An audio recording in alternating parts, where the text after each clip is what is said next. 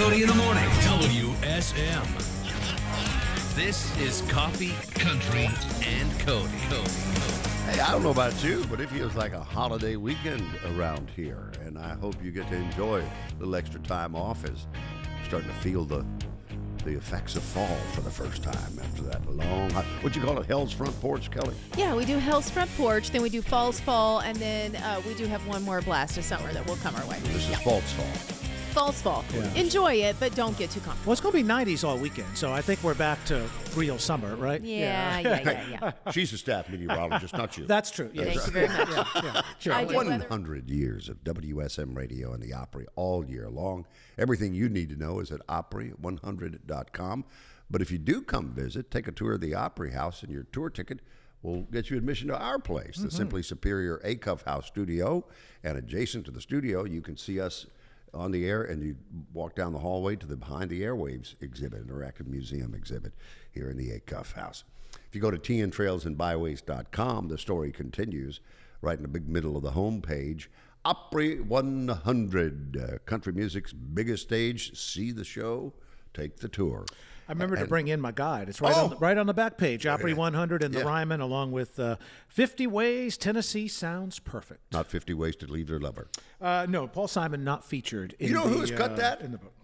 Del McCurry Oh, wow. has cut 50 Ways to Leave Your I could Lover. hear They that, do a so. killer version of it. By Well, the way, I promised you the new edition of the guide, the Tennessee man, guide. here it Now, again, comes. for everybody under 60, this is Ways before Ways. Okay, I can't read it, but Bill can. do so, love a good map. This is a map. I can go to. I take a nap reading the map. And I know you'll find it shocking, but you get to tntrailsandbyways.com. In addition to the, if you will, the adult vacation guide, there's one for the kids, and it's called a playcation guide. Got some interactive things in there can do. But if you click, find out more in the middle of the homepage today at tntrailsandbyways.com on the Opry pay, the Opry advertisement, we will sell you tickets to the Grand Ole Opry. Yeah. We miss no opportunity for somebody to pay retail. Yep, and if you're watching on Circle in New England, this is your last weekend before school. We've been at school for a month down here, but really? They just start back? after Labor Day for most kids How up there. about So that? tntrailsandbyways.com. That's where you get it. Get off the beaten path. Take the scenic route. tntrailsandbyways.com. Kelly Sutton, Hello. what route are you on this morning? Oh, I'm still feeling Christmassy. We still have some Christmas decorations hanging out in the lot. When I was driving in, I was like, Christmas tree's still out there, still shooting the movie. So Hallmark movie, the Christmas movie has been shooting here all week. Gonna come out probably in November sometime. We'll keep you updated on that. But they just released who is in the movie. I didn't want to say it because I didn't think I was supposed to, but now I can. Listen to the all-star lineup of our country music friends. Megan Maroney, Drew Baldridge, Tiger Lily Gold, Pam Tillis, Susie Boggess, Bill Anderson, Rhett Akins, Jamie Johnson. I'm trying to think. Mickey Guyton is in there. Who else was a part T. of Graham it? Brown was T. waiting to Graham get in this Brown. morning at 6:30. It is literally, you're going to turn around, you're going to hit yourself a country star if you're sitting around watching this. And But my artist, very good. Kelly Sutton. I will be, I will be Yes. playing Opry announcer. I am it's your typecasting, but I'll Opry take announcer. it. Okay. It's Yeah. good. In the words of Merle Kilgore to Hank Williams Jr., I am your manager. I will take that all day. Actors James Denton, Sharon Lawrence, Luke Benward, and Rob Mays are also in this. Don't forget Brad Paisley. The main character is portrayed by Nikki DeLoach. She is the daughter of a country icon killed in a car accident 3 decades ago. She distances herself from her dream of songwriting after her father's death. But suddenly, she's transported back to 1995. Dun-dun-dun. Thank you. Where she returns to the Opry, and then she comes back to 2025 for the Opry 100th birthday. So it's time travel. Have you noticed, Charlie, how much like I don't know if he's an only child or not, but this would work for you and your only child status. He's executive producer, Brad Paisley. Yes. Also has cast himself in a starring role. I think that's the best part about being the executive producer is, I'm going to cast me. Want to talk even about me. better. Want to talk about I. Even better, Yes? there's original music by Brad Paisley There that's we go. featured. So And he's got the full coincidentally, circle. I'll provide the music. He's That's got right. it all. I act and I own the soundtrack. It's so perfect. Any other questions? Nope, that's it. I found this and I had to share it. I knew you would love this story, Charlie. I'm ready. This is so sweet. Lee Corso at the gate for Southwest, making his last flight for his last game day live. This is the last one. He said, after this, I'm hanging it up. One of the Southwest attendants saw that he was there and honored him, and somebody caught it on video. Take a listen. On behalf of us here at Southwest, we'd like to recognize Coach. If everyone can please stand and give him a round of applause for everything he has done for us. Is that the sweetest? I got to tell you, childhood memory. He coached at Louisville when I was a kid. That's really came, started coaching big-time college football. And I want to say, didn't he go to Indiana after Louisville, Charlie? I think he did, so. yeah. And I saw a picture. It was a freeze frame of Kirk Herbstreit having a complete undone, trying to tribute Lee Corso. Just crying. Just tore him in two. Well, whoever at ESPN came up with the idea of when they do their picks to have him put the mascot head on, it was the best part of College Game Day when he would do that. Yep. So go get him, Coach. I think this is the last one. He's in Columbus, Ohio for Ohio State, Texas. Oh, yeah. He's going to put the Buckeye. Yeah, he's going to put the. I don't think he's going to put the Longhorn head on. Yeah, it's so very sweet. But apparently, the guy that was working the gate met him years ago and took a picture with him, and so he had printed it out and handed it to him and said, I've been watching you come to the gate and fly out. So I just thought that was. Is it Bucky the Buckeye? Yes. Yes. Yeah. Okay. Yeah. Or it's not Brutus. It's Bucky. No, I it think is Brutus. it is Brutus. You're right, Yeah. John. Now I that didn't you think said it. Bucky sounded right. Yep. You don't think you Yes. should ride Bevo? I mean, a live mascot? Oh, I don't know about that. That might be. I don't think that's very wise. They call them Longhorns for a reason. I wouldn't get near Bevo. Thank you very much. All right, Billy Currington's got something new coming out, and man, I just miss his voice, and I'm so glad that there's new music coming from Billy. If you remember, he's had 12 number one hits. Sometimes we forget just how prolific he is. So the new one that is coming out will be delivered on October 24th. I mean, isn't that a fun groove? Is that AI because he has a shirt on in that picture? Well, I think they probably said, let's do this for the first release, but then we'll do a deluxe version. You could be shirtless. There was a video that lasted this long on the internet where Billy climbed a coconut tree and he was completely naked. And all my friends sent it to me the minute that it came out. And then all of a sudden it got taken down. Send it to my wife. She's missed that one somewhere along the way. She loves him. Big time crush. More coffee, country, and Cody is on WSM. Please welcome to the Assembly Food Hall stage from the Grascals, Jamie Johnson. Good to see you, man. Hey, everybody. Hey. Good to be here. You big-time superstar. Heard Joey Black in New York City, Bluegrass Junction, bragging on you yesterday because you debuted the single that we're going to feature here on Yes. Billy Blue Records with Dolly Parton in just a little while. Yeah. And he was teasing ahead of the fact that like an hour later he was going to play it again. Yeah. Thank you to Joey and for you thinking I'm famous there because I barely got in the gate out here this morning. The guard thought I was supposed to have a beard and sing in color. Oh, different Jamie. Yeah. Different Jamie He said, Johnson. "Who are you again?" I said, "Jamie Johnson of the Grascals." And he said, "Oh, okay." He said, "I was looking for the beard, man." You must get that more than you want. I get everything but his checks. Everything. Yeah. One of these days, brother. One of these days. I'm older than him, though. I am. I had the name first. Oh, good. When we first met, we're walking into a songwriter's night. He goes, "I hear your name's Jamie Johnson." I said, "It is?" And he said, "Well, my name's Jamie Johnson, too. May the best Jamie win." And, well, he won. No. Listen. Hey, we were going to do a duet, be a duo at first. You know, Buddy Ken was looking at us to do maybe a Jamie Johnson, Jamie High, Jamie Low, and it worked out exactly how it was supposed to work out. Yeah. We're still great buddies, and man, he's done well, and I've done all right, too. I'm pretty happy with what I've done. And your duo turned into, instead of Jamie Johnson, Dolly Parton. Yeah. Yeah. Yeah. I'm singing on Jamie's new project, so pretty Are you? awesome. Nice. Yeah. Yeah. John Carter Cash had me out to sing one on there. Yeah, it's pretty awesome. Catch us up on the current life of the Grascals. Doing well, and I think we've got a resurgence going on. There's such an energy going this time around. We're up at IBMA Awards for Song of the Year with Cold Dust Kisses. Danny's up. He's never been nominated for Song of the Year on Instrumental, which is awesome. Kristen's up again, old news. She's won it 6 times. Banjo Yeah. Player of the Year. And, got a new record deal with Billy Blue, a new sponsorship. with Hopeless Holler Trading Company, where they make swag and all that stuff. So we've got a lot of amazing things going on, and the main thing is we're focused, and we're just out here to have fun this time. For me, that last time was a lot of pressure and kind of drove me a little cuckoo, and this time it's just a whole different ride. I mean, I'm seeing better than I've ever seen in my life, so I'm paying attention. To hear that. Yeah. Kelly, he referenced Coal Dust Kisses. I did not realize your wife, who is with you this morning, wrote that about her papaw. Yeah, Suzanne Mumpower, my wife, wrote it with Jerry Salley, the Hall of Famer, and it's all true about her papaw, coming home and getting that coal dust, the soot on her face when she was a baby, and her mom yelling at him, and she put the pen to paper and did not get cut for 20-some years. I think Dale Ann Bradley and Russell Moore, third time out, they all had it on hold, but nobody ever cut it. It's been around that long. Yeah, and I came back with them, and I was looking for the right tune for me, and she's written so many amazing, great Grascal songs, Del McCurry songs, and she had her own record deal. She's her own stuff, but she was on Here's Iodine. Yep. But anyway, I felt it, and I asked the guys and gal, do you love it? And they loved it, and thank goodness we cut it. So it got us back on the award stage. Well, I wondered the first time I heard it, I thought, now that is not a Cornfields, Indiana song.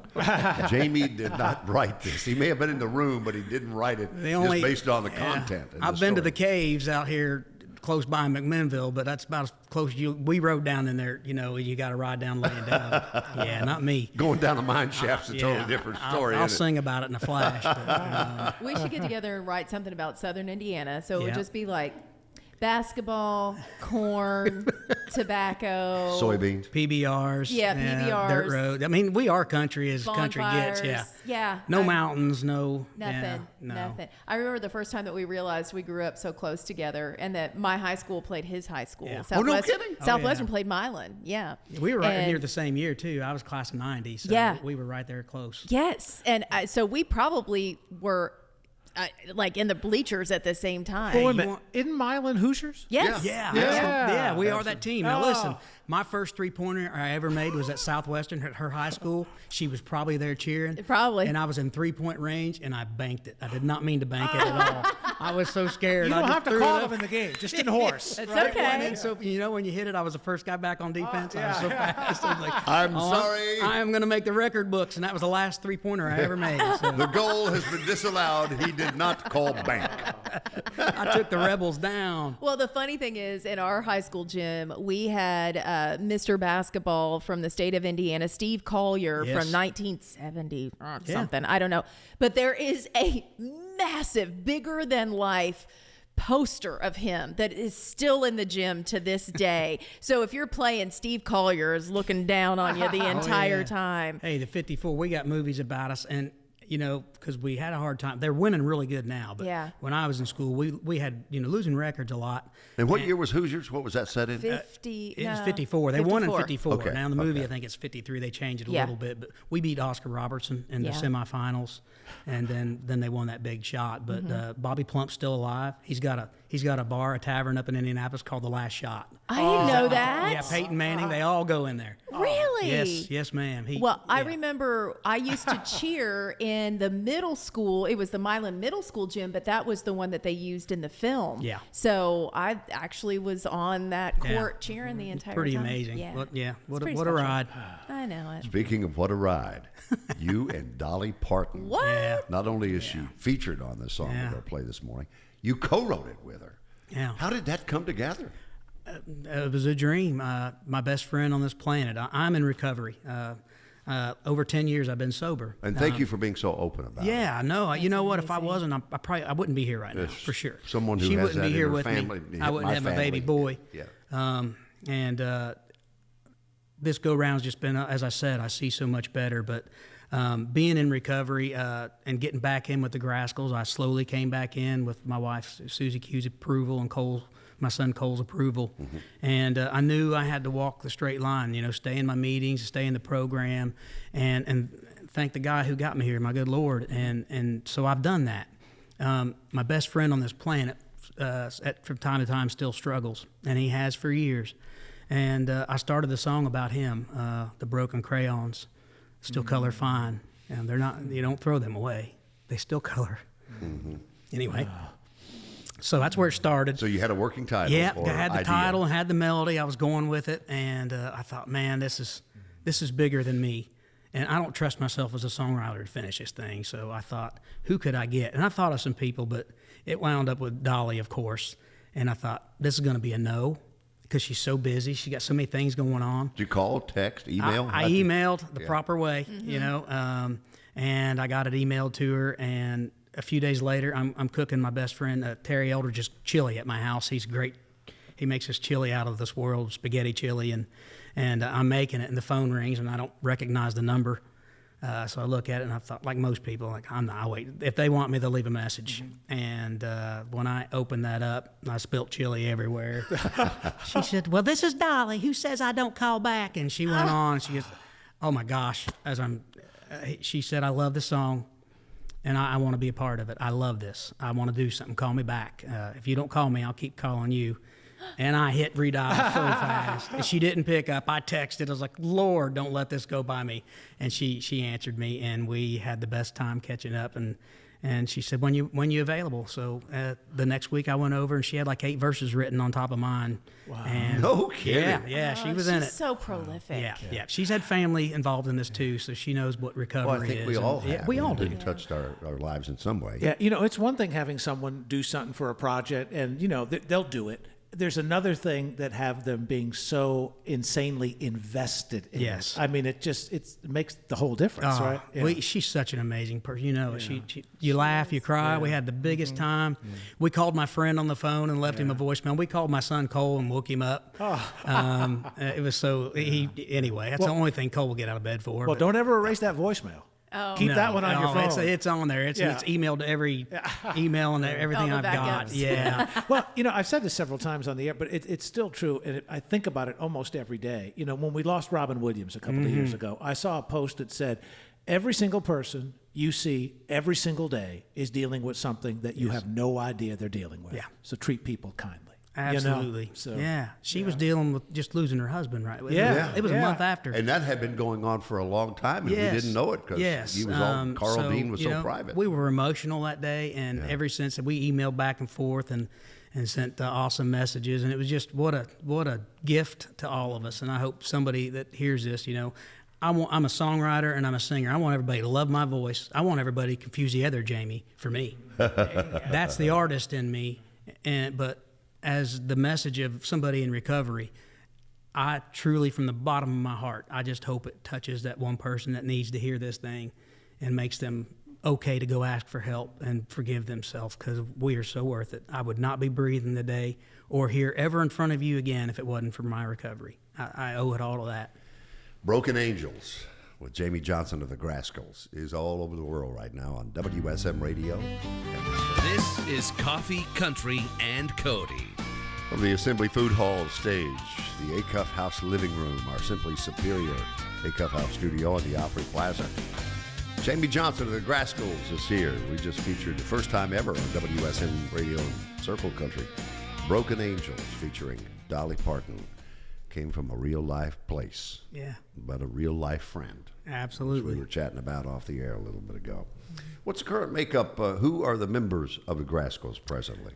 Myself and Danny Roberts are original members. Kristen Scott Benson has been there. I think this is her 17th year. Jamie Harper on fiddle. He's incredible. Great singer, too. It was awesome to bring him in. Kyle Perkins is the newest member. He took Terry Smith's place. Smitty went to the house, and he's sitting by the pool. He's probably there right now. But Kyle Perkins played with J.D. Crowe, the legend. Great addition from Kentucky. And John Bryan sings all the high parts above me, and he is what an angelic voice. He took my place when I left.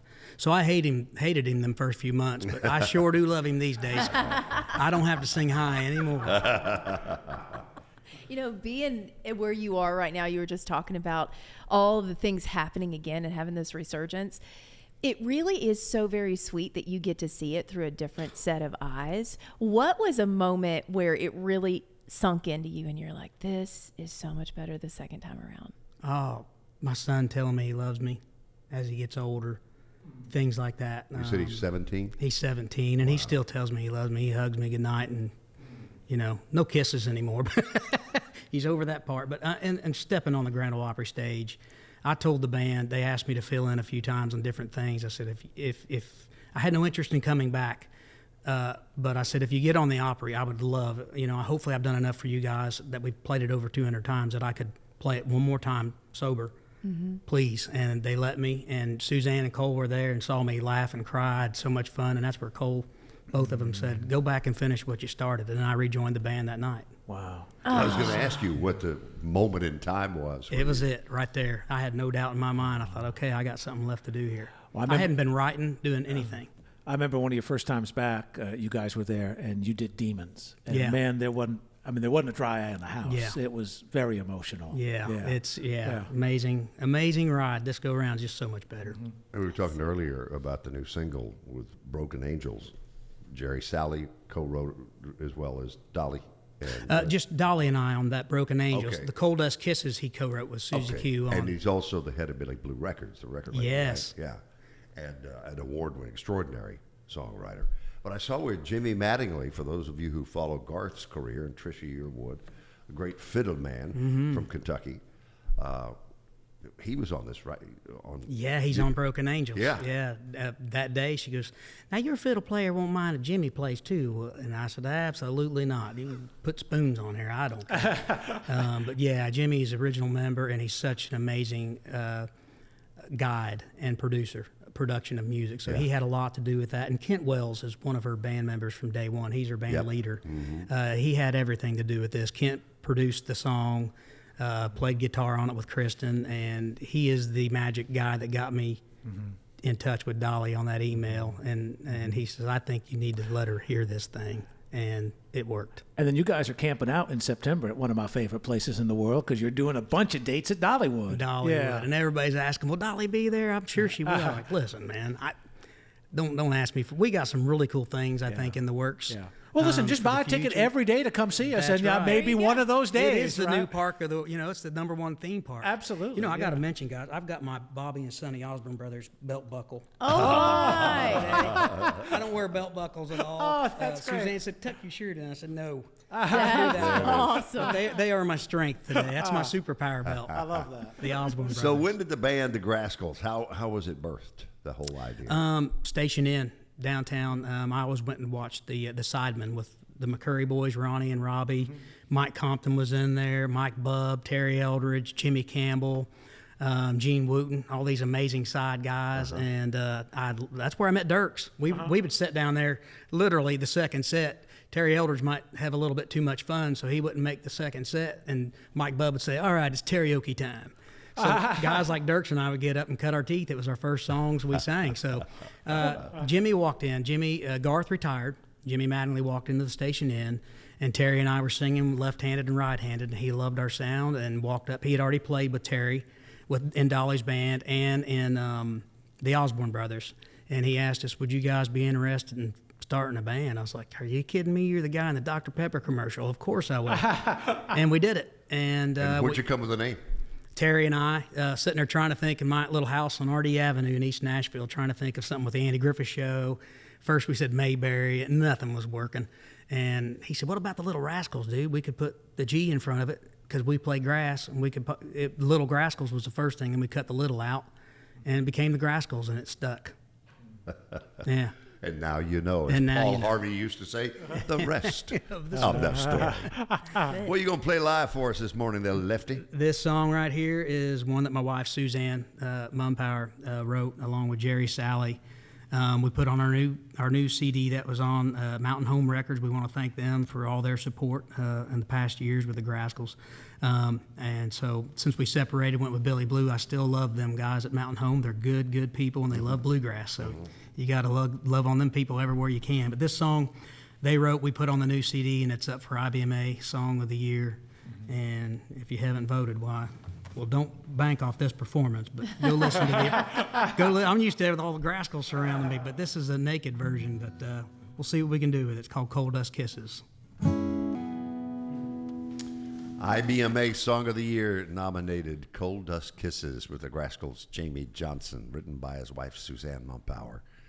That line in there about Mama found it hard to sleep knowing he was 2 miles deep. Yeah. Oh,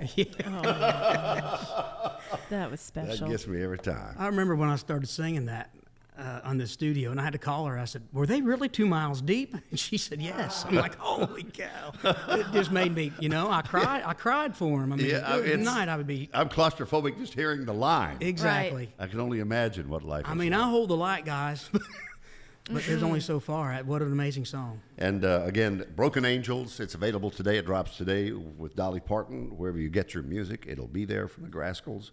And then the Dolly connection, she's got you at Dollywood. Charlie referenced it earlier for the Harvest Festival with multiple dates, September 22nd, 23rd, 24th, 26th, 27th. The Grascals. Jamie Johnson, thanks, pal. Thank you all so much. Great to see you. Appreciate it. Mm-hmm. But every night before he fell asleep,